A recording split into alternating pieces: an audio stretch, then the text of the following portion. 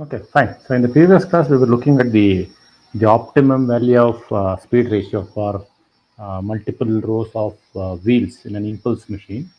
Maybe you have come to the almost end of your unit two. So this class I'm going to end with it, and we'll try to solve. If there is a time, we'll try to solve one or two numericals. I'll upload the tutorial sheet. Okay. So the Sir, next step, for internals, what and all the syllabus?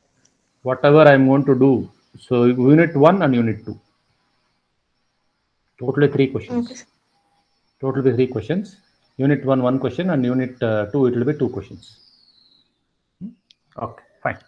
So now maybe the last, maybe we have two more topics. We have to look at how your impulse blade sections look like. I told that it will be like a cup shaped. Then how you going to arrive at the blade angle? Okay, choice of the blade angle, whether it can be with respect to inlet or whatever it may be, and how you going to arrive at the height of the blade. There are some few theoretical few things are there with some equations. So if you're able to do that, I think we are done with unit two. Okay, let's start with this particular thing. Okay, so when you speak of impulse blade sections, two things that comes into your mind: how they are designed so that there are no pressure drop while the fluid is or the steam is passing over that. So that's the major thing. Impulse blade sections. Impulse blade section. Okay. The first thing is actually when the steam and the steam flows over the blade, the steam flows over the blade. So we should ensure that there is no pressure drop. I have to design the blade in such a way that there is no pressure drop, and also the steam is flowing between. See, I have one set of blade, other set of blade. It will be almost moving through a passage. Okay, over the blade means actually it is moving between the passages. Now, see, if you want to achieve this, actually, to achieve this no pressure drop condition, to achieve this no pressure drop condition, in case of impulse type, we try to go with two types of blade passages. Okay, two types of blade passages we tried. So, for this condition, for the what for the above condition, so we will be having two types of blade passages or blades. Two types of blades we consider. One is the plate blade or plate type. One is the plate blade type, and the second one is the the profile type, actually the profile blade and the plate blade. Okay, what is it actually? So when I speak of plate blade, is this is usually done with some kind of a sheet kind of a thing. Okay, so if you look at the plate blade type, it is something like this. If I try to show the section, it is like this. If this is the section, so I'll be having it is like plate type actually. That is just to take some kind of a sheet metal and bend it. It will be looking something like this. Okay, I'm going to show one particular section. So it will be like this. Take that particular thing and do it. Okay, and then so here maybe I can give a little bit of angle to it. So this is your one blade what I have. So these are all axial flow machines. These are axial flow machines. And I can see that this particular thing, if it extended, it will be making an angle of blade angle beta 1. Okay, it will be making an angle of beta 1. So these are plate section. I can have this kind of this thing, plate blade, this thing, plate sections. So these are the plate blades. It can be of this kind, or it can be of this kind also. Okay, it can be of this kind also, where it is the edges will be little bit sharper. Okay, I can have The plate bend it like this, and edges are little bit sharper. It is a plate actually. It will be like this. Okay? It will be like this.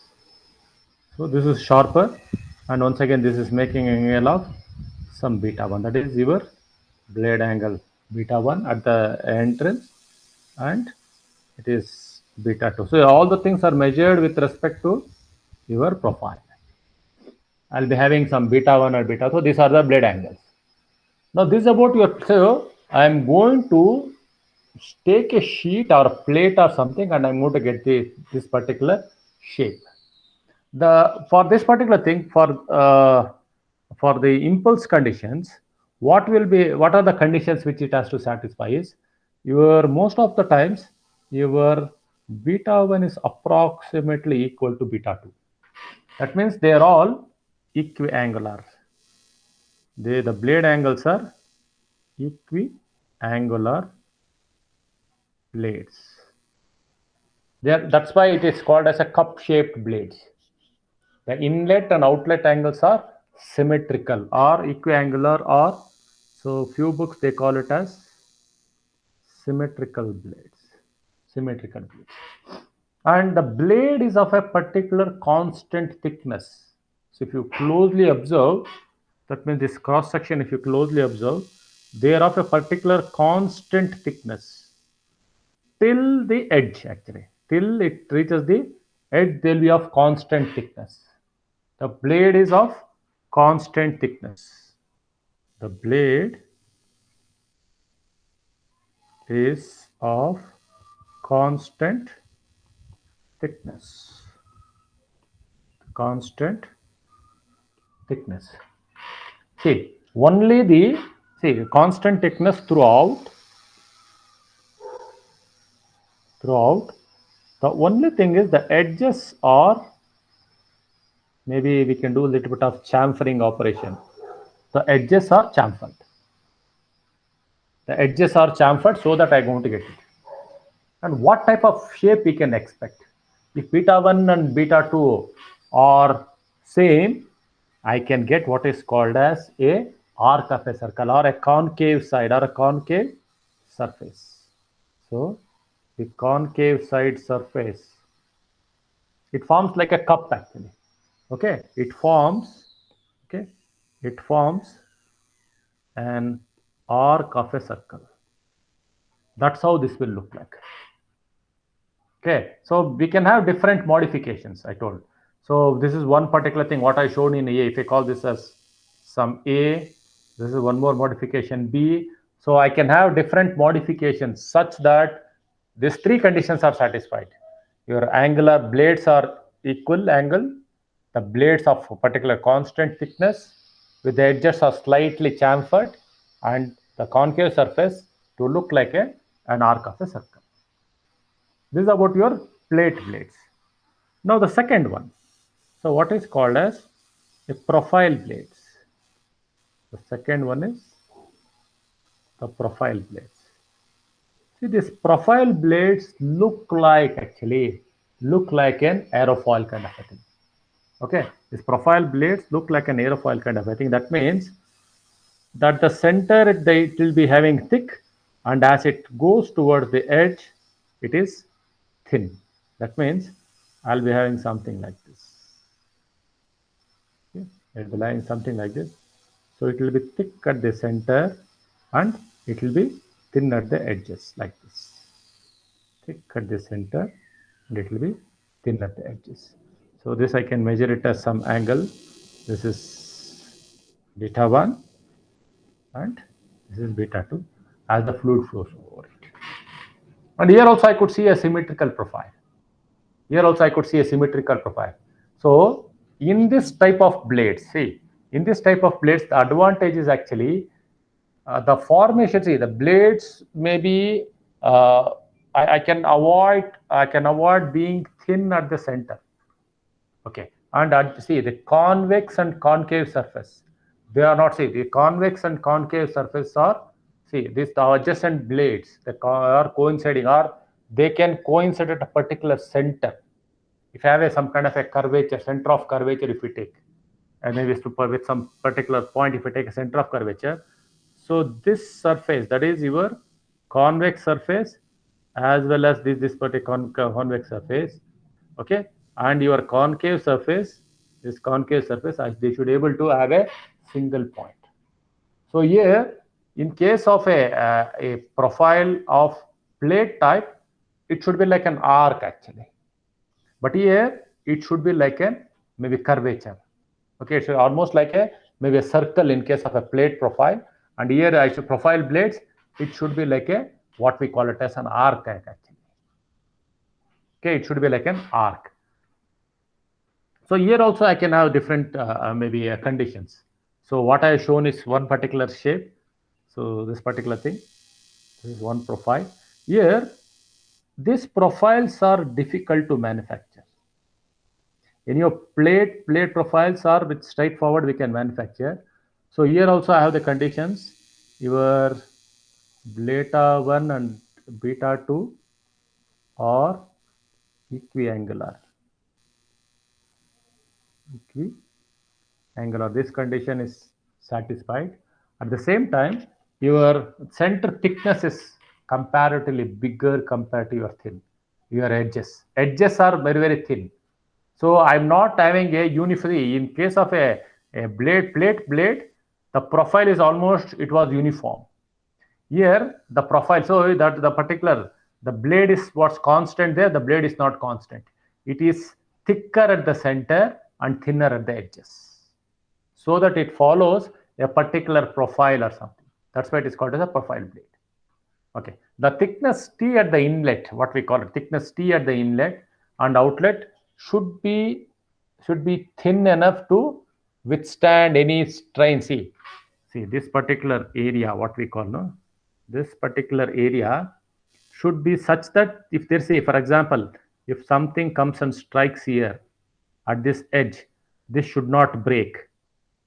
Okay, the edges, what we call it, the edges should be the thin edges. The thin edges should be able to, so they should able to take that, so it's able to withstand, able to withstand any strain developed during, see, any strain developed. So they should be thin enough. They should be able to thin enough to absorb anything, whether it can be with respect to two things. One is either striking of the jet. Okay. One is striking of the jet. The way the strains can happen. Striking of the jet of steam. That's one possibility. And second possibility is while machining, the machining actually you're going to pass a fluid to while doing that. So these two possibilities are there where this edges will get straight. And I should able to get all this possibility, all these things removed. All this, both these possibilities, I should able to get it removed. Then only I'll be able to get these profiles properly. So whether it is a plate profile or it can be a profile plate.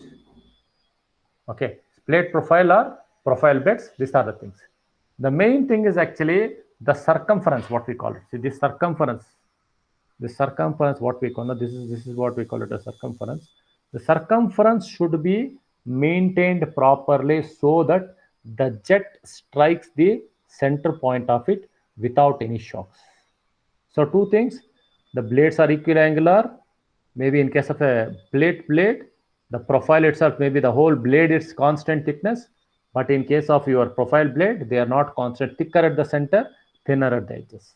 So these are some major points which you have to, it's a theoretical point which you have to keep in consideration when you are looking at the blade sections of the particular blades.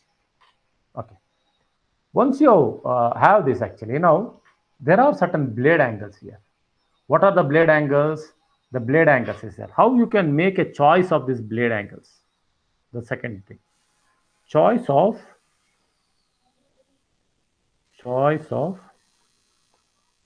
blade angles. So choice of the blade angles. What is it actually? Now, when you speak of it, maybe it can first maybe choice of blade angles. It can be your blade angle beta 1, that is inlet blade angle, or it can be exit blade angle. Now, what is the major thing actually? When you speak of inlet blade angle, the inlet blade angle should be such that the fluid enters, or the fluid means is a working fluid, is a steam or whatever it may be, the steam should enter with as minimal as possible the shock. It should be a shockless entry. Okay, one particular thing.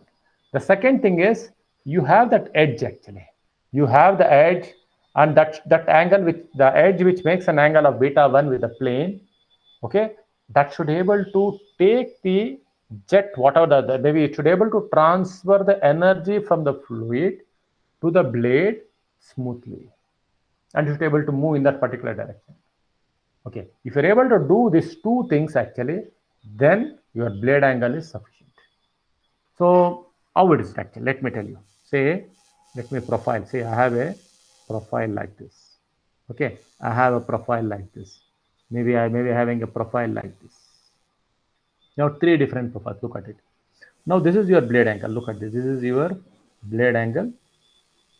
This is your blade angle. What are this particular thing? Which makes your blade angle. This makes a. This is almost like a parallel blade angle. So which is advantage? See, the fluid will be striking like this. The fluid will be striking it. So here also this will strike. The fluid will be striking at some alpha. This also the fluid will come at some alpha. Here also the fluid will strike at some alpha. Alpha 1. That is the fluid jet from your nozzle. Nozzle exit angle is equal to your fluid inlet angle. Now, among these three conditions, let us just look at these three conditions, beta 1 actually. Now, if I have this A, if I have this B, if I have this C, so which one is beneficial? So now, shockless entry, see, anyhow, C is eliminated because your alpha 1 is outside. So, even though it's like a C, your equiangular, this kind of cross sections are eliminated because that doesn't to give the shockless entry. Because what will happen the moment the jet strikes here, it gets splitted here. At the entry itself, it gets split. Now, these two conditions are the A and B. If you look at the B condition, what will happen?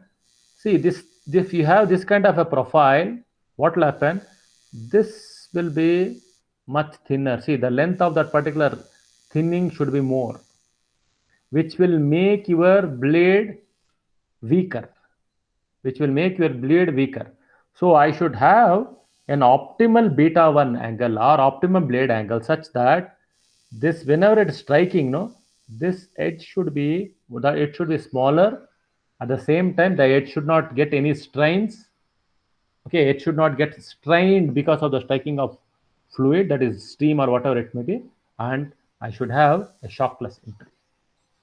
I should have a shockless entry. So now if you look at it actually, if I go back to your velocity triangle, what we try to do. If you look at your velocity triangle, let's go back and see the velocity triangle. What weight of velocity triangle we have? Inlet velocity triangle. Let's look at it. Let's look at the inlet velocity triangle. Let's look at it. Let's draw the velocity triangle.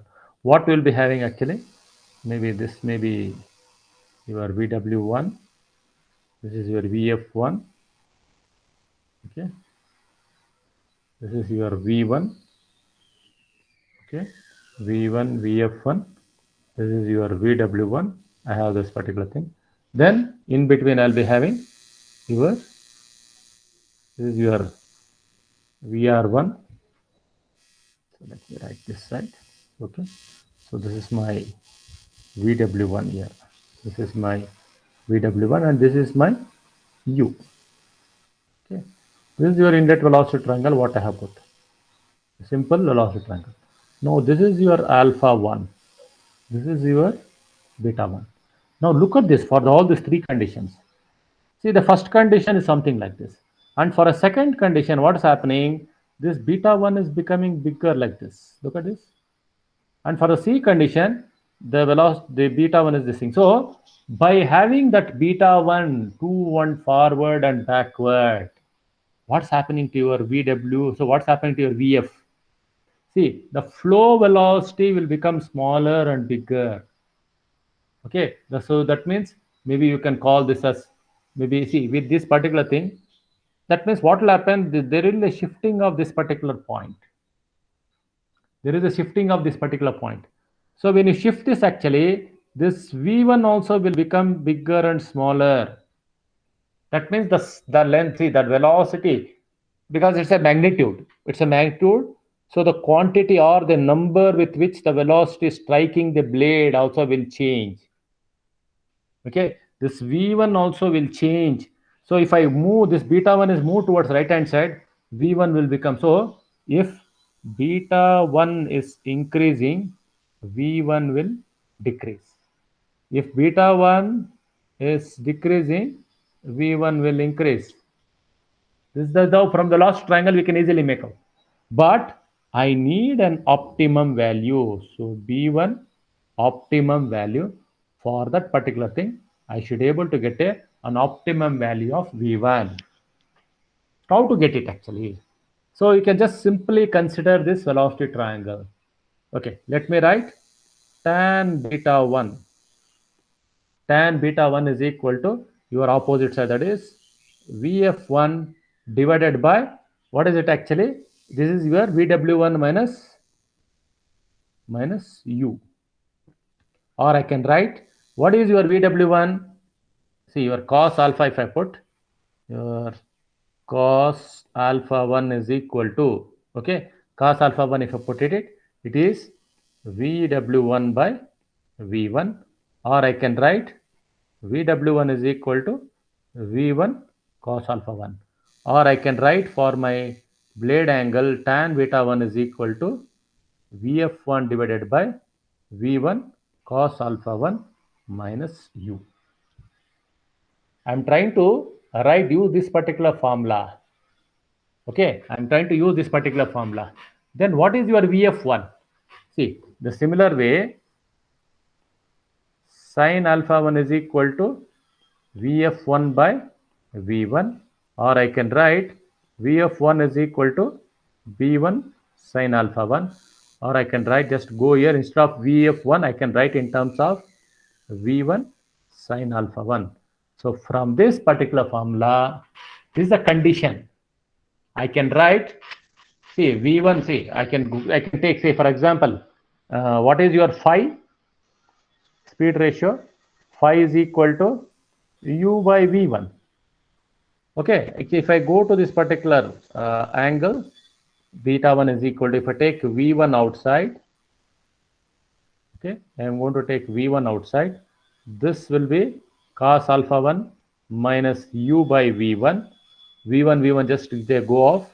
I am going to end up with tan beta 1 is equal to sin alpha 1 divided by cos alpha 1 minus phi. So the condition is based on what type of load I am considering. See, if u by V1 is a speed ratio, so I have told that whether beta 1, whether it is a greater or smaller, by moving this particular thing, I should be able to get it. So for the given alpha values and speed values, I will be able to get my tan beta. Okay. So now if you look at it, I think certain experiments have been done. Certain experiments have been done from stage wise to stage wise. Experiments as well as maybe it's a prior experience and all what they have done. If I go for the last stage, then the previous stage, then the first stages. Okay. Now, if I go for the last stage, so it has been found the angle should be more. It should be somewhere around 5 to 10 degrees. 5 to 10 degrees. It should be higher. That means it should be of this type. Okay, this type.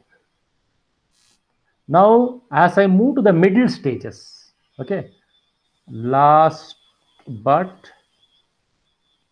one stage or two stage, whatever it may be, if the 4 stages, okay, 3 stage, whatever it may be, the angle should reduce. I should able to get around roughly around 4 to 5 degrees. Now for other stages, so okay, for the other stages, it should be between 2 to 3 degrees. As I come towards the other stages, this number, so these numbers, it is, they are found from some kind of a, what they call it as a diagram. Actually they call it as not only from velocity diagram, angle diagrams and all they're going to put actually. So it depends on loading conditions. So starting from no load condition to partial load conditions, and then they go to the full load conditions. So turbine operating at no load, partial load, and full load for a good amount of time, maybe for a 1 week or 1 day or 24 hours or maybe 36 hours, something like they're going to do. And blade angle, they're going to decide. And blade angle, they're going to decide for a shockless entry. And they have to, at any given point, they should ensure that the shockless condition is satisfied. Okay. This is about your inlet blade angle. Now, similarly, we have to go for outlet blade angle or exit blade angle. Exit blade angle, which is your beta 2. So now if I consider the exit blade angle, same thing, similar thing. So only thing is I have to put a exit velocity triangle. I have to put an exit velocity triangle and do the same analysis. Okay, that means I need to put an exit velocity triangle. Let me put it. Maybe exit velocity triangle is a bit smaller compared to inlet velocity triangle. That's it, size wise. Okay, this is my. Let me put it. This is my VW2. This is my V2 and VF2. Okay, and this is your V2. Okay, V2. This is your alpha 2. Sorry, this is your beta 2. Sorry, this is your beta 2. This is alpha 2. This is your V2, VF2, and this is your VW2. It's a smaller triangle, and this is your U. This is your U. So what we have for the, this is the velocity diagram. Maybe see what is this actually betas I'm speaking of. Betas are changed based on loading conditions. Okay, betas are changed based on loading condition, whether it's from the full load condition to part load conditions. Full load condition to part load conditions. So what will happen here actually? So here I need to move, see whatever I did, no, the same thing I need to do here. So I need to move my beta. See beta, I need to change in this direction. Change in this direction. If beta is dropped, it will have, see once again the same thing. If beta is becoming smaller, okay, if there is a drop in my beta, that is beta is moving in this direction, V2 also will drop. If there is a increase in my beta, V2 also increases. So there is a relationship between, see, beta 1 increase, V1 dropping, beta 1 decreasing, V1 increasing. That was the case in the inlet velocity triangle. Here, if beta 2 is dropping, that means beta 2 is decreasing. So if there is a drop in my beta 2, V2 also will decrease. Okay. Now, similarly, I can write an equation. What is it actually? What is your tan beta 2? So tan beta 2, I can write it. So tan beta 2 is equal to, okay, what is your opposite actually? It is your VF2 divided by, it is actually VW2 plus U. VW2 plus U. Now, what is your cos alpha 2? Cos alpha 2 is equal to your V2 by, okay, sorry, VW2 by V2, or I can write Vw2 is equal to V2 cos alpha 2. Similarly, what is your sin alpha 2? It is Vf2 by V2, or I can write Vf2 is equal to V2 sin alpha 2. I am going to substitute this here actually. Your your tan beta 2 is equal to, okay, your tan beta 2 is equal to Vf2, I will write it as V2 sin alpha 2 divided by Vw2, I will write it as V2 cos alpha 2 plus U. So I will do the same operation what I did for inlet blade angle. Tan beta 2 is equal to V2 sin alpha 2 divided by V2, I am going to take it out, okay, cos alpha 2 plus U by V2, or I will write it as tan beta 2 is equal to sin alpha 2 divided by cos alpha 2 plus u by v2. Don't substitute u by vu to v2 as phi. U by v1 is the phi speed ratio. It's always with respect to blade angle divided by your fluid in at the inlet. U by v2 you have to leave it as it is. Now depending upon your alpha and depending upon your u by v2 ratio, I'll be able to calculate the different things. Okay, so this is about your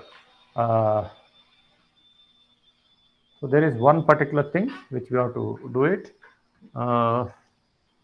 blade height actually. So the blade height, what should be your blade height for the velocity compounded or pressure compounded things actually. So what there is something called as an optimum blade height, and this blade height depends on your mass flow rate. Okay, the blade height depends on your mass flow rate, and mass flow rate is given by maybe your area into m dot into your discharge, what we call it, rho AV or something like that. So that's one particular thing. So blade height clearly depends on your mass flow rate, whether I'm going with a pressure compounding machine or a velocity compounding machine. Yeah, fine. So we'll try to stop at this particular point. Maybe I will try to put a tutorial sheet. Okay, I'll try to put a tutorial sheet.